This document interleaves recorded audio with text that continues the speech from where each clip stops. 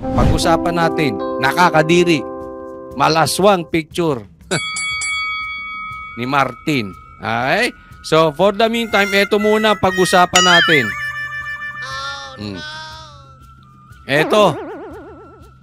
Etong pangako ni Marcos. Ayan ha. So, basahin po natin. Medyo lakihan ko lang. Ito po ay binalita ni News 5. Sa paggunita ng ika-11 anibersaryo ng Super Typhoon Yolanda, nangako si President Bongbong Marcos na titiyakin ng administrasyon na maisa sa katuparan ng mga pangakong hindi pa natutupad para sa mga pamilyang sinalanta noong bagyo noong 2013. So ito, may pangako po si Marcos. Yung mga hindi raw na ibigay na pangako noong 2013, ibibigay ni Marcos. Pambihira naman, Marcos. Derechahan na po tayo, ha? Derechahan, ha? Ako po, magtatanong. Okay? Yung pangako mo nga, hindi mo pa natutupad. Iginit din ng Pangulo na kailangan pang paigtingin ng gobyerno ang kanilang pagtugon sa epekto ng climate change at sa pagiging vulnerable ng Pilipinas sa mga sakuna. Ito, okay? Ipakita ko yung isa na andyan lang si Marcos. O, yun po ang binalita ng at bago natin bigyan ng komentaryo, todo to.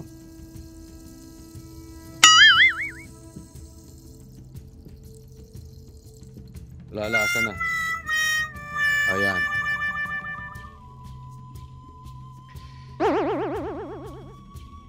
Alam nyo, sa dami ng pangako ni Marcos na hindi niya natutupad, tutuparin niya pa yung pangako na hindi nabibigay nung 2013.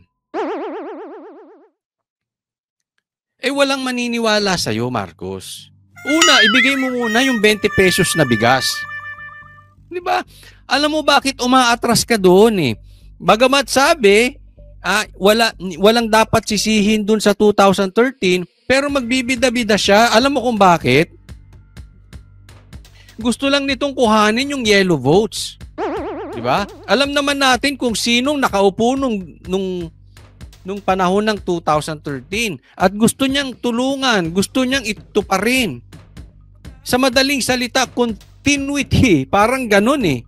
Pangako nung 2013 gagawin niya. Yung continuity nga na sinasabi mo na pinangako kaya ang mga Duterte, yung ibang mga Duterte, Duterte, mga DDS na budol mo. Bakit? Sa pangakong continuity sa mga Duterte. Yung mga magagandang proyekto ng mga Duterte, itutuloy mo. Wala ngang natutupad. Sa katunayan, naiipit pa ng administrasyon mo sa iyong pamamahala ang mga Duterte. Bigas, continuity, wala nangyari. Flood control project, yung sarili mo ngang baha na ginawa ng administrasyon nyo, na ipinangako nyo, na flood control project, hindi mo natupad. Hindi mo nga natutulungan yung mga nabaha ngayon. Yung pangako pa nun, may pambihira. Di ba? Alam mo, hindi ko maintindihan nito si Marcos.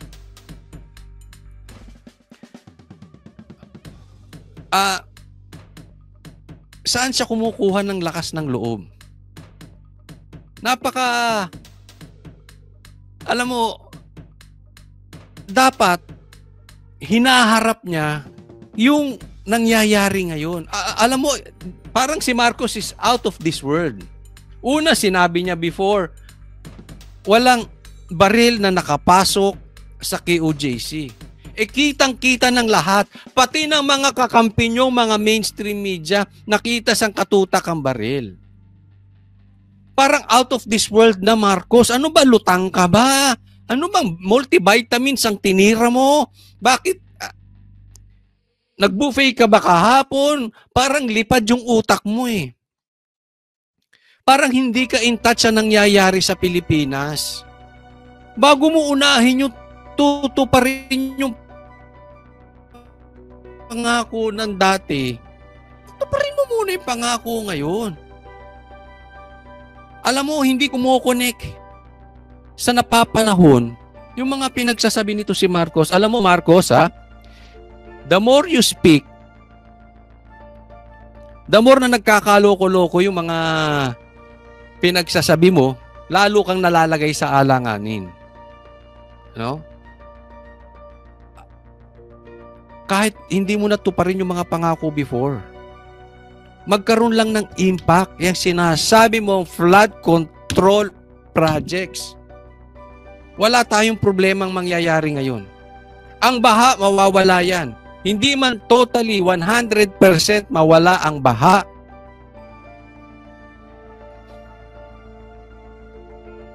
Mabawasan ng malaking porsyento, malaking bagay na. At least masabi man lang ng mga Pilipino, wow, may nangyari dun sa flood control projects nila. Because as we see it, Marcos, you're just full of excuses.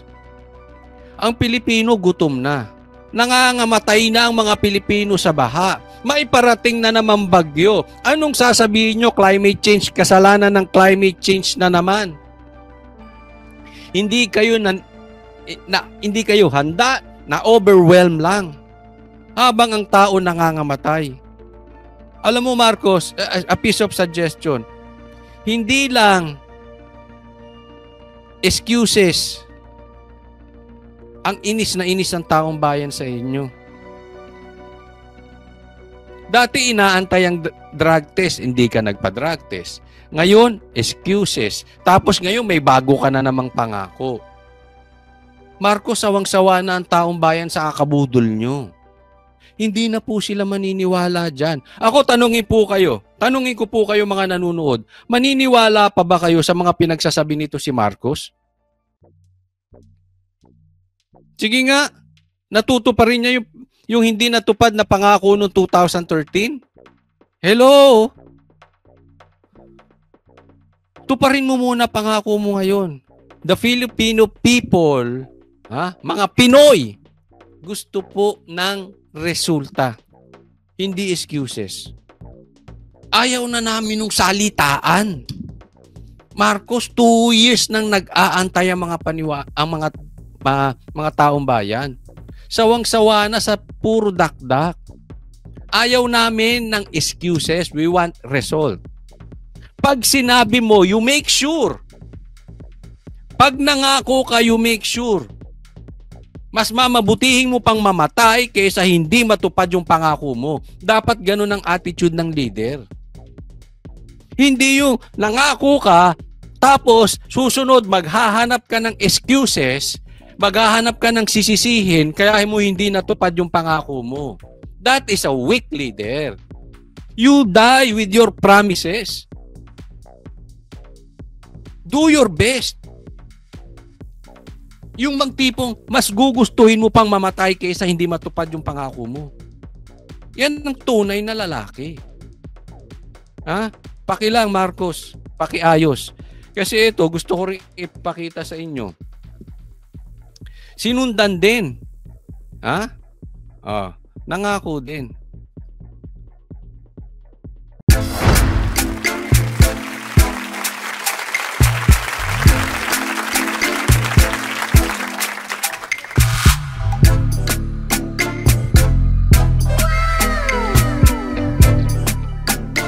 The next performance will start momentarily.